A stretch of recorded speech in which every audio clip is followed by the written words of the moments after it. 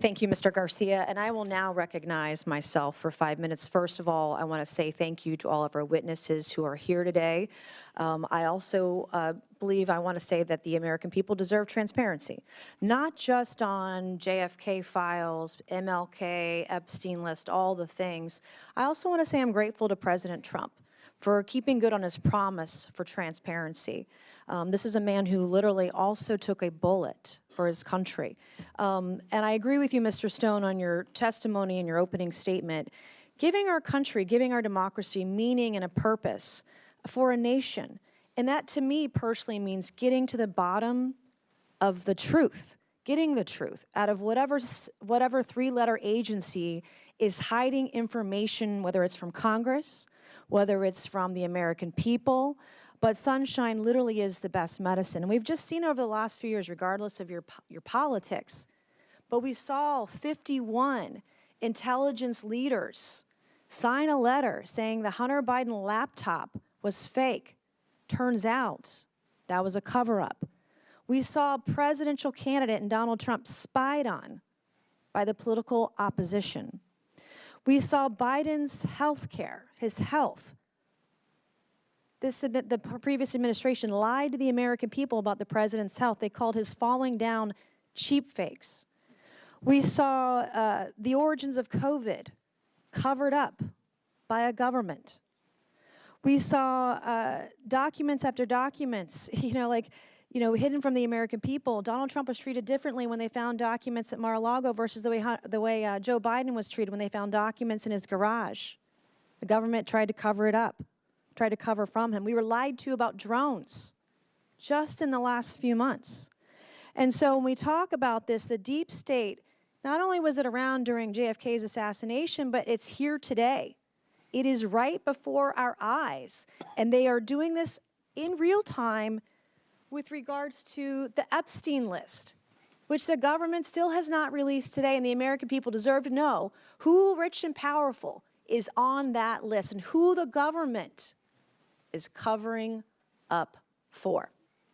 So for decades, we've seen this happen, and I'll get to a few questions. Mr. Morley, I want to start with you first. You said, according to your testimony, in asking what did the CIA know and when did they know it, what do you think that is? What is the answer to that question? I just want to say, I want to preface my remarks by saying I'm a liberal Democrat, and I don't shy away from that. That's part of my reporting, and that's part of my reputation for straight shooting. What did the CIA know about Lee Harvey Oswald, and when did they know it? Mm-hmm. A whole lot.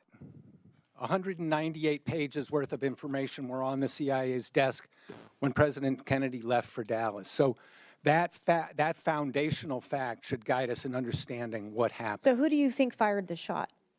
I don't know. You don't know, but you don't believe it was Lee Harvey Oswald? Oswald was not the intellectual author of Kennedy's death, even if he fired a gun that day. Who do you think was the intellectual author of Kennedy's death? Kennedy's enemies high in his own government is as specific as I can be based on the available evidence. Mm-hmm. Probably CIA and Pentagon. How long had the CIA been surveying Lee Harvey Oswald before the assassination attempt? 4 years. 4 years. And what are some of the highlights of the CIA's pre-assassination file on Lee Harvey Oswald? They started reading his mail on November 9th, 1959, and they intercepted a number of letters between him and his mother. Those letters were forwarded to James Angleton in the summer of 1962. In the summer of 1963, Oswald attempted to infiltrate the CIA's favorite Cubans in New Orleans. He was arrested. The FBI sent reports on Oswald's arrest to Angleton's staff. They knew that he had attempted to infiltrate a CIA-funded group, that he had been arrested.